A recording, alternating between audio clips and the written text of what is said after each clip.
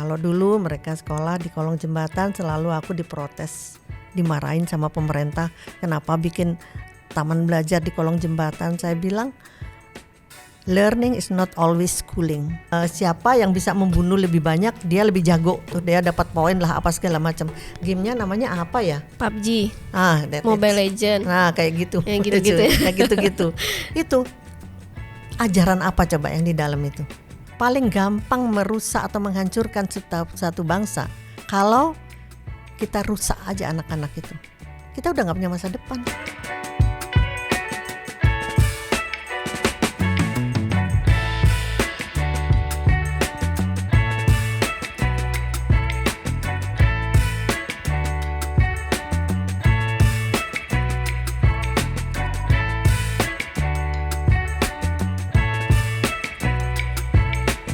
Halo sahabat anak Indonesia, ketemu lagi bareng Nia dalam program teman Nia yang tentunya akan hadir setiap hari Sabtu jam 7 malam hanya di Aris Merdeka Official. Jangan lupa untuk like, comment, share, dan subscribe. Sahabat anak Indonesia, topik kali ini menarik karena kita akan membahas hitam putih pendidikan di bangsaku atau di Indonesia. Di depannya sudah ada Bunda Rustin Ilyas, aktivis perempuan dan anak. Hai Bun. Hai. Apa kabar Bun? Puji Tuhan, alhamdulillah baik. Baik ya Bun. Gimana kalau kesibukan sekarang ini Bun? Apalagi setelah pandemi mulai menurun ya angka-angka kasusnya. Ya kesibukan sih tetap ya. Aku masih seperti yang dulu ya. Di tengah anak-anak, di tengah remaja juga, dan di tengah bangsa ini semua gitu. Tapi memang kesibukan sekarang agak beda dengan bertahun-tahun yang lalu yang aku lakukan. Misalnya masih ada di kolong jembatan ya, kemudian di pasar-pasar tradisional gitu yang aku lakukan di situ ya, atau di tempat-tempat pelacuran gitu ya, itu sudah berkurang banyak. Satu mungkin karena, atau bukan mungkin ya, aku yakin bangsa ini makin pintar ya. Kalau dulu mereka sekolah di kolong jembatan, selalu aku diprotes, dimarahin sama pemerintah, kenapa bikin taman belajar di kolong jembatan. Saya bilang, learning is not always schooling. Kita belajar dimanapun bisa. Tapi kalau saya bilang itu pemerintah, kenapa diem aja? Kenapa aku yang dimarahin? Bukannya ini anak-anak langsung ditangani, kan seperti itu. Itu nggak akan selesai. Jadi saya lanjut aja seperti apa yang saya lakukan. Kalau sekarang ini semuanya sudah berbeda. Dengan adanya medsos ya, yang dengan penetrasi yang sudah nggak bisa ditutup lagi, karena ini sudah international case ya, international program, udah sulit. Meskipun ada Menkominfo ya, itu nggak serta merta bisa. Jadi yang harus ditingkatkan itu adalah bagaimana kita mendidik anak masa kini. Itu beda dengan zaman-zaman dulu. 10 tahun yang lalu pun beda. Sekarang gimana? Orang tua pun harus belajar tentang medsos itu. Apa sih ini gitu loh ya. Dan kita nggak boleh nyerah karena anak-anak kita sudah semakin cerdas, pintar. Cuman masalahnya cerdasnya, pintarnya anak-anak itu sangat tergantung dari gadget ini. Seolah-olah ini agama baru. Ya, ini adalah, coba aja kalau ada buku yang ketinggalan, nyantai aja. Begitu HP yang ketinggalan, kayak nyawanya hilang kan gitu. Siapapun, bukan cuman anak, apalagi bapak-bapak, HP-nya hilang, ketahuan bininya gitu kan, dia udah kalang kabut gitu. Jadi hal-hal yang seperti itulah yang harus kita tahu.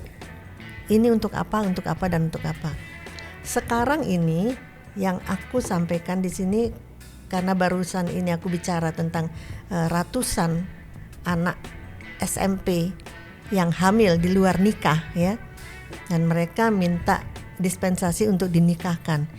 Itu yang mereka berani ngomong, yang speak up. Lah yang enggak banyak banget. Jadi ini ibaratnya kayak gunung es. Ini kenapa kita jadi diem gitu loh.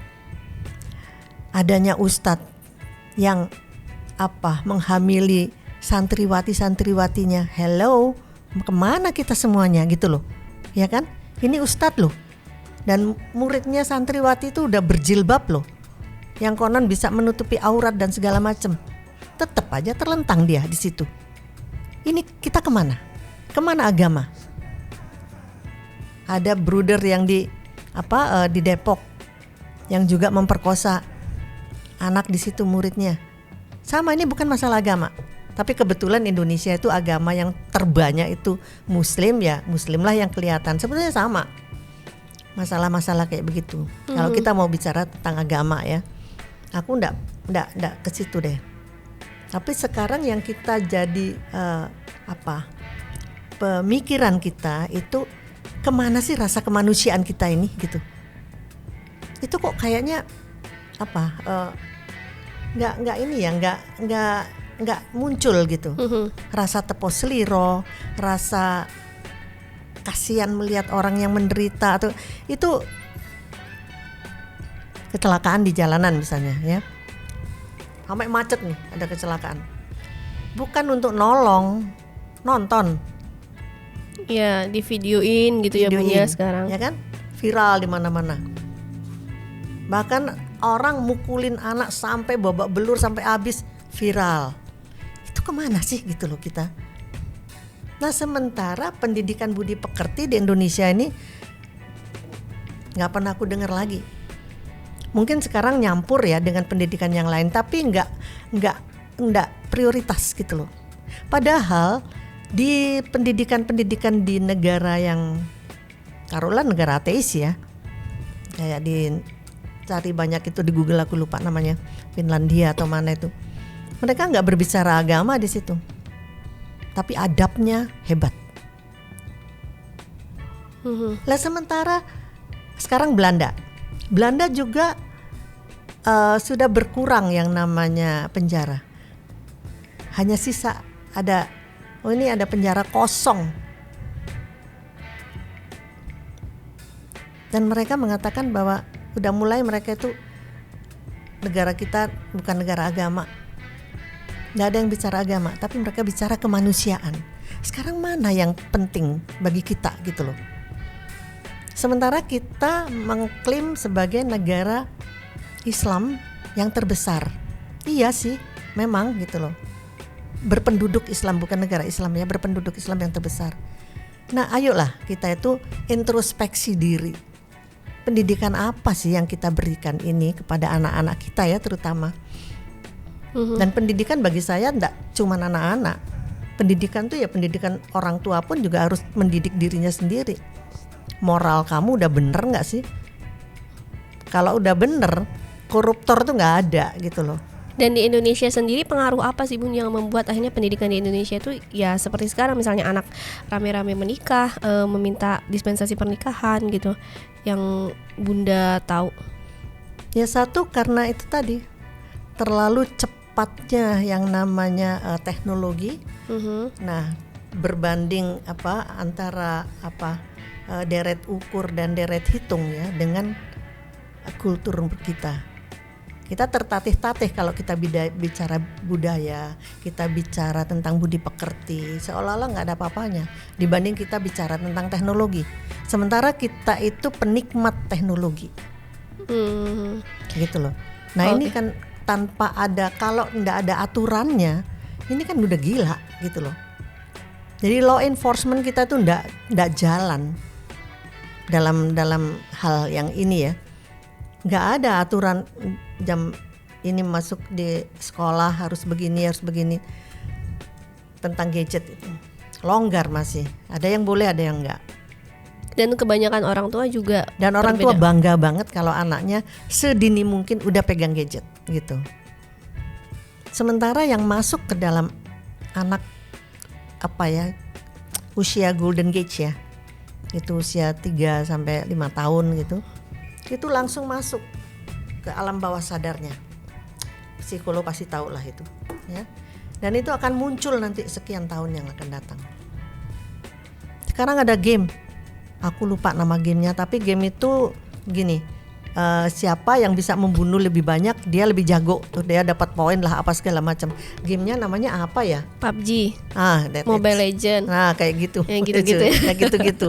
Itu ajaran apa coba yang di dalam itu? Oke, berarti situ memang ada nilai-nilai yang nggak baik gitu ya Bun? Atau gimana? Emang Kan nggak apalagi baik, gitu loh. Oke, apalagi kan sebetulnya kalau sekarang games itu sudah dijadikan e-sport kan, salah Iya. satu olahraga juga. Itu makanya sekarang itu, tapi kita harus tetap mempunyai arah, mempunyai ketertiban dalam hal itu, gitu. Enggak cuma di Indonesia sih, enggak cuma di Indonesia. Banyak juga negara, apakah Korea atau Jepang tuh ya, tingkat bunuh dirinya anak-anak remaja itu makin tinggi. Ya kayak gitu. Ini juga harusnya kita ini bangsa yang sudah menjadi warga negara dunia ya, kembali harus bicara dalam hal ini. Karena gini loh, paling gampang merusak atau menghancurkan satu bangsa kalau kita rusak aja anak-anak itu. Kita udah gak punya masa depan. Rusak aja anak-anak itu. Ke depan mau apa? Ini aja nih sebentar lagi apa? Pemilihan presiden lah apa segala macam. Pemilu juga memilih partai. Coba kamu ambil random, kamu tanya, kamu kenapa kok milih partai X? Paling jawabannya ya teman-teman gue di situ, ya bapak aku di situ. Jadi dia nggak punya kemengertian tentang apa sih berpolitik itu. Dan itu nggak ada pendidikan. Kalau aku bicara seperti ini, dianggapnya aku akan mendidik mereka berpolitik praktis. Enggak gitu loh. Didik anak-anak itu berpolitik, itu politik berbangsa dan bernegara. Jadi apa? Nation and character building. Itu wajib.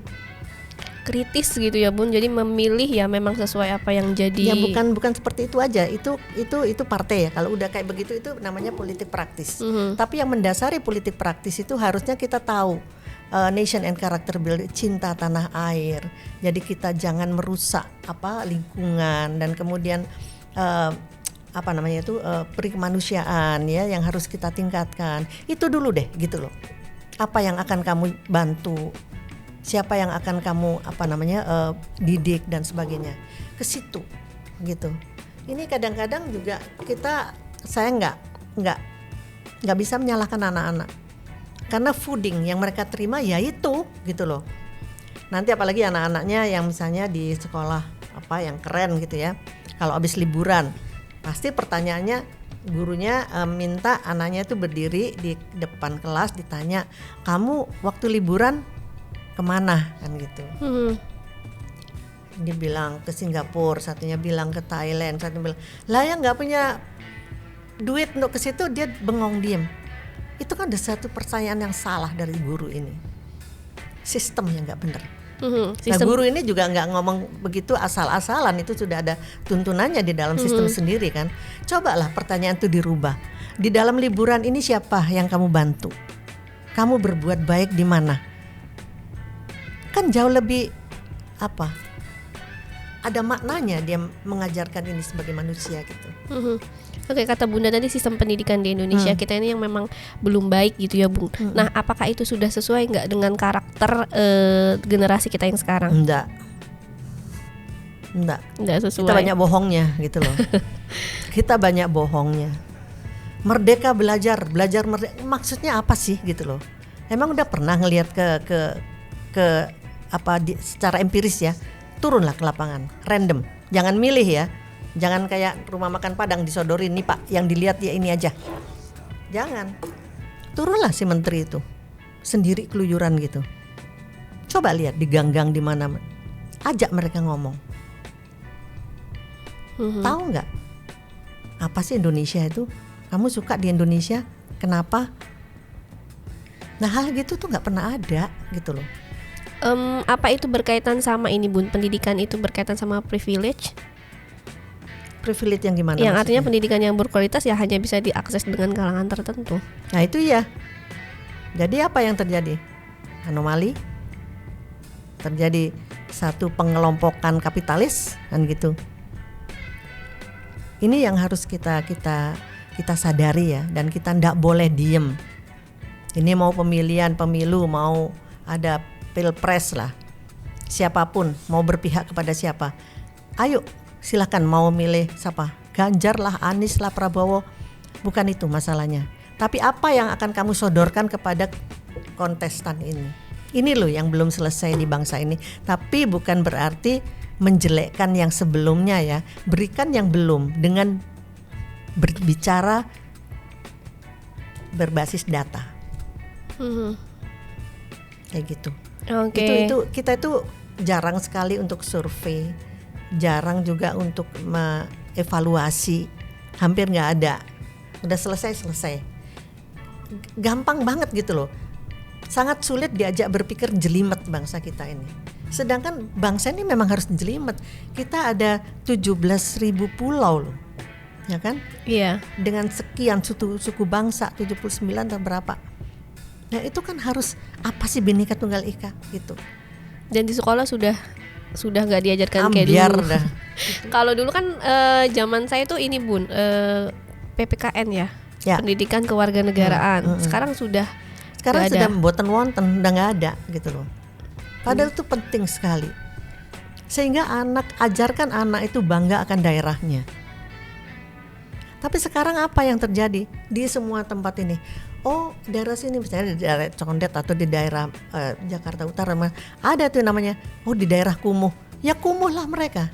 Coba kalau kampung itu tetap menjadi kampung. Dia akan bangga, gue anak Tambora. Gue anak Condet, gue ini. Bangga dia. Nah itu pun enggak, cap langsung daerah kumuh. Udah kumuh, kumis lagi. Kumuh miskin gitu kan. Itu cap dari siapa? Dari pemerintah.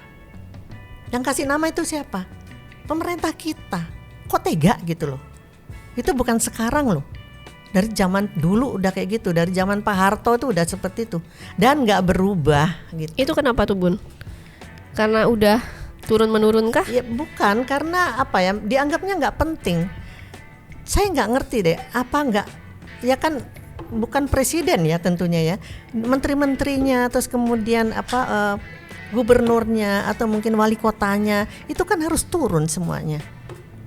Kan udah ada pembagian tugas seperti itu. Buatlah bangsa ini bermartabat gitu loh.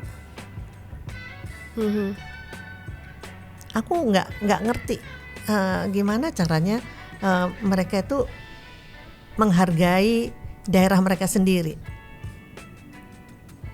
Seorang lurah tuh dibilang tuh daerahnya daerah kumuh, kok nyaman gitu loh.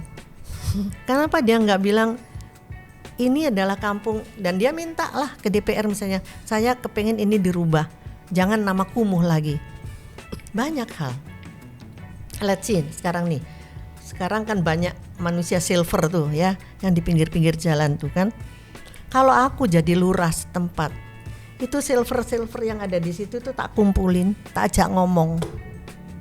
Ayo sini deh, gimana kalau anda itu ganti pakaian? Jangan kayak gini, tapi pakai misalnya pakai baju adat, Betawi ya, baju Betawi atau baju kayak apalah, atau yang lucu-lucu boleh gitu.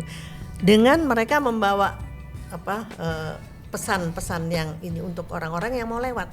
Tapi ini orang dapat honor dari si kelurahan ini. Kelurahan ini mungkin tidak punya uang. Di situ kan ada banyak pengusaha. Minta mereka saweran untuk gitu loh. Jadi sudah mereka itu hati-hati di jalan, jangan lupa ini bla bla bla kan gitu. Banyak cara kan merubah sesuatu yang nggak bagus jadi bagus gitu. Oke, makanya Indonesia ini kan termasuk juga banyak rakyatnya yang masih di bawah angka kemiskinan gitu ya Bun. Pendidikan ini menjadi jalan terbaik sebenarnya untuk mengentaskan kemiskinan itu tadi, makanya di Indonesia secara pendidikan pun belum baik, akhirnya kemiskinan juga tanpa diketahui gitu loh.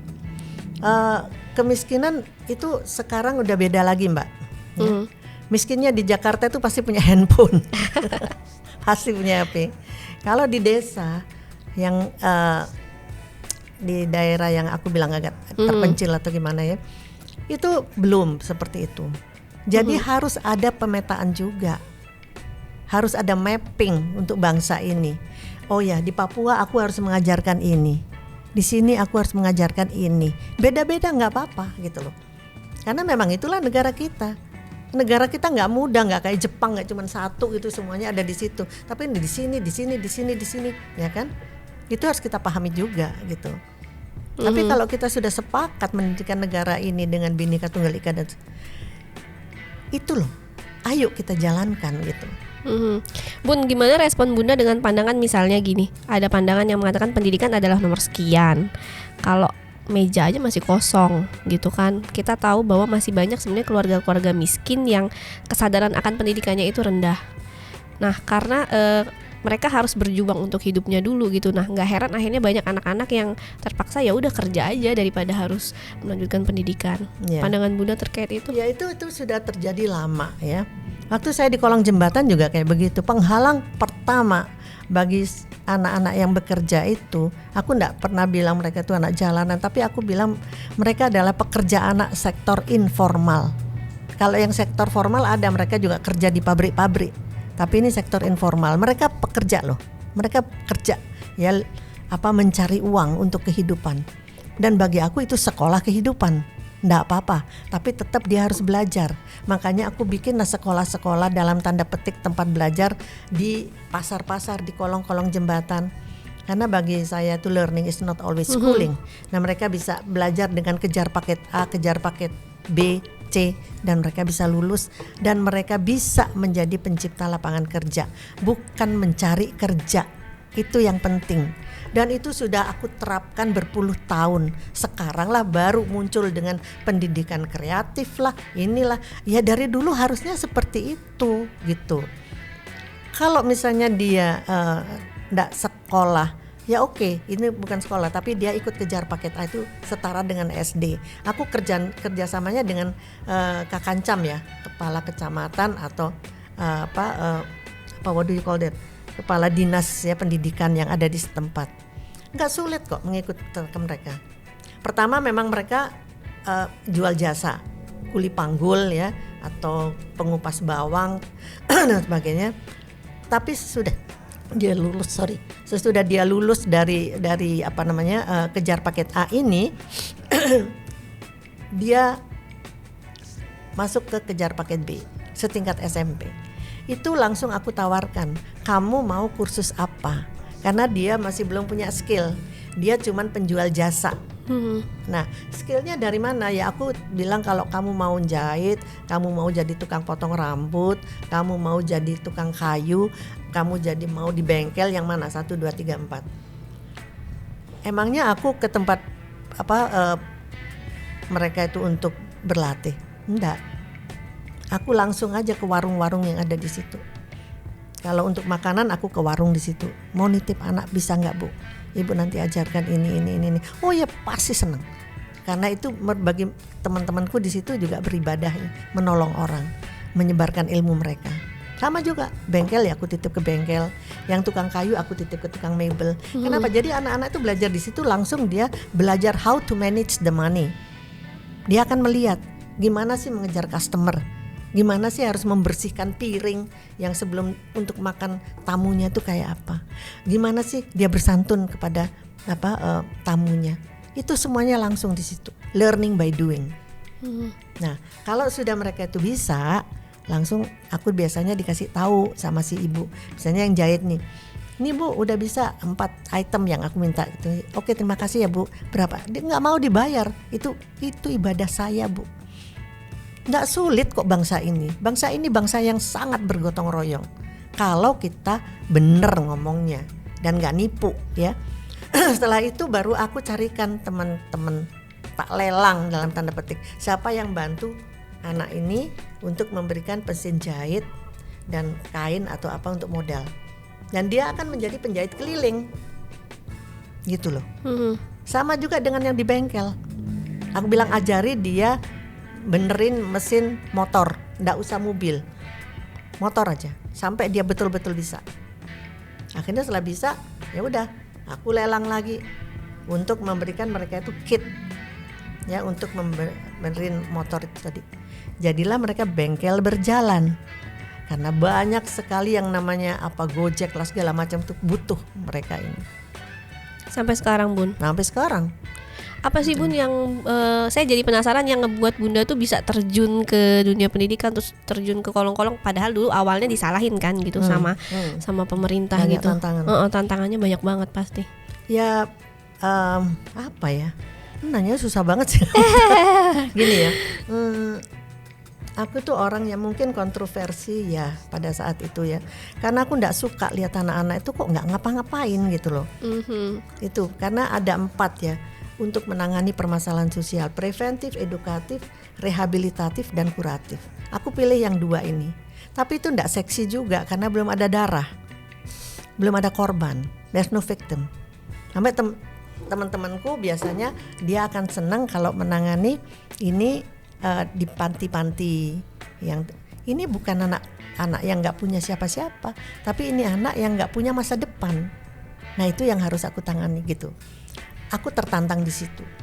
Aku masuk pertama di Pasar Induk Kramat Jati. Kalau aku masuk ke tempat seperti itu, siapa yang aku cari? Pak Lurahnya? Enggak. Siapa tuh Bun? Siapa yang dicari? Orang yang paling jahat di situ. Oke. Nah itulah jadi teman aku. Aku berteman dengan orang yang paling jahat, yang paling troublemaker di situ.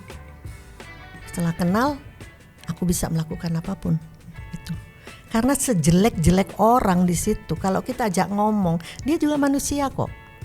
Kalau kita ambil hatinya dengan cara menaruh dia sebagai manusia yang benar, tanpa melihat kesalahannya, dia akan bangga. Dan dia akan bantu aku all out. Sampai detik ini aku sering komunikasi kayak gitu. Itu kita cari teman lah dulu. Temanku tuh dari yang beribadah sampai haram jadah ada. Kalau kita memang mau bicara tentang pendidikan ya, yang pinter ngajarin, yang nggak pinter kan tinggal gitu.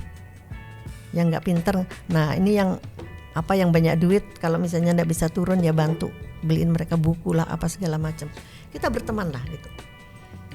Bagi saya anak adalah masa depan. Makanya aku lebih senang menangani anak. Karena masa depan itu harus disiapkan sedini mungkin. Nggak bisa kalau sekarang misalnya kita untuk pemilihan presiden, pemilu yang akan datang gitu, nusak-nusuk, tapi habis itu dia nggak punya tanggung jawab, dia juga nggak tahu haknya apa. Ini bukan pendidikan bukan pendidikan nation and character building. Gak bisa kalau ini diteruskan kayak begini. Habis kita nanti. Karena kita akan tergerus dengan negara-negara yang sudah maju. Kita masih berkutat dengan kayak begini, sementara mereka udah bikin bulan 2, udah mereka mencoba bikin matahari. Kita masih berkutat dengan budi pekerti kayak gini. Bayangin. Betul-betul kita itu ironis. Dan ini memang nggak bisa diserahkan pada satu pemerintahan. Ini adalah masalah kita bersama sebagai warga negara dunia. Bun, kalau untuk dunia kan karena tadi Bunda berapa kali menyangkut masalah isu presiden, bentar lagi politik gitu-gitu. Apa sih sebenarnya yang harus dilakukan partai-partai ini supaya nggak masuk ke ranah pendidikan, oke, tapi tidak membawa anak-anak serta dalam berpolitik kayak gitu. Nah itulah saya juga sering bilang stop untuk menjual anak dalam kampanye, ya. Berhenti untuk mewariskan kebencian melalui anak gitu. Benci kepada si ini, benci pada calon itu, benci. Politik itu is a game, permainan. Gimana sih dulu Prabowo sama Jokowi berhadap-hadapan, maki-makian kayak gitu. Yang nggak wurung si Prabowo jadi menterinya Jokowi. Itulah permainan. It's all over. Sementara yang di bawah masih gontok-gontokan. Bencinya udah kayak apa. Itu ketololan kita juga. Itulah karena tidak ada pendidikan politik yang benar gitu loh. Sehingga terjadi fanatisme. Akhirnya terjadi sebuah pembenaran untuk kepentingan beberapa orang sebetulnya gitu loh. Partainya sendiri di atas udah nggak apa-apa gitu. Udah baik-baik aja udah ya Bun, udah damai-damai karena mereka gitu. tahu bahwa berpolitik itu kita cari sparring partner gitu. Sementara yang di bawah musuh beneran gitu kan. Masih masih dan dendam itu nggak pribadi. bisa dibiarin kayak begitu. Pendidikan politik tuh harus, apalagi pada anak-anak yang pemilih pemula, harus diberikan secara benar gitu loh. Ingat, ini adalah sebuah permainan, it's a game untuk menjadi seorang politisi. Kayak gitu. Bahwa ya waktu kompetisi ya boleh Iyalah, gitu. Betul. adu argumen, Boleh. adu program gitu ya Cuman Bun. jangan norak. Ya. Terus muncul juga bininya lah, apanya lah yang diikut-ikutin. Nah itu enggak. Adu program oke, gitu kan. Untuk melihat kekurangan dari lawan boleh gitu. Tapi di bidang apa? Jangan dibilang daripada dia nanti apa Anda punya istri, ya apa urusannya sama Anda punya istri kan gitu. Yang mau jadi presiden siapa? Bagi aku tuh bukan itu. Adu program lah kalau punya ya gitu. Iya, jangan menyangkut masalah isu personal gitu ya Bun ya. Karena itu bukan masalah pribadi. Ini masalah bangsa gitu. Nah terakhir nih Bun, apa pesan Bunda untuk menanggapi isu pendidikan di Indonesia supaya bisa, terutama sahabat anak di luar sana, bisa berkontribusi mungkin ya barang sedikit gitu Bun dalam memajukan pendidikan di Indonesia? Apa ya? Kalau ini nggak dirubah, nggak akan ada yang bisa berubah juga. Karena pemikiran kita semua dulu ya, aku tuh pernah berpikir bahwa kita itu potong satu generasi, ya sudah berikan kepada generasi berikutnya ini. Sama juga nyolongnya lebih kenceng gitu kan. Sama juga mestinya seorang muda yang diberikan kesempatan menjadi pemimpin punya yang baru gitu loh. Jangan ngekor sama yang udah selesai. Ini udah pemikiran kolonial, sekarang kan milenial gitu. Ya kan? Jadi aku pengennya tuh ada perubahan. Ada sih yang berubah dari beberapa tokoh muda, tapi persentasenya kecil. Sementara di bawah-bawah sana, di kelurahan-kelurahan podo wae juga gitu loh. Karena mereka takut untuk memulai sesuatu. Kenapa? Karena tidak pernah dilatih, karena nggak pernah dididik, karena nggak pernah simulasi. Mainnya kurang jauh gitu. Ya, jadi itu yang harus simulasi sering, harus berlatih. Kalau nggak gitu ya kita nggak punya apa-apa. Cuman punya retorika, jargon, slogan, itu aja makanan kita. Kita bagi tugas saja nggak bisa. Itu dulu deh homework kita, benahin dulu. Oke Bunda, terima kasih. Sama-sama. Nah itu tadi sahabat anak Indonesia, obrolan terkait pendidikan, isu-isu yang lagi rame di Indonesia, isu politik, pendidikan. Ya semoga semuanya ini bisa menjadi ada perubahan lah yang lebih baik ke depan gitu ya Bun. Dan semoga Bunda sehat selalu. Amin. Semoga kita bisa ketemu lagi, ngobrol-ngobrol isu-isu yang lain lagi, yang menarik lagi. Sangat menginspirasi karena sebetulnya salah satu tokoh yang memang sering warawiri di televisi gitu. Ya, jadi gitu. Berharap suatu saat bisa kayak Bunda nih, berani. Amin. Gitu kan. Harus lebih. harus lebih dan harus beda. Siap Bunda. Terima kasih ya Bunda. Makasih. Nah itu dia sahabat anak Indonesia, obrolan bersama Bunda Rusin Ilyas. Saya Nia undur diri. Jangan lupa untuk saksikan hanya di Aris Merdeka Official. Jangan lupa untuk like, comment, share, dan subscribe. Salam anak Indonesia. Saya Nia undur diri. Dadah.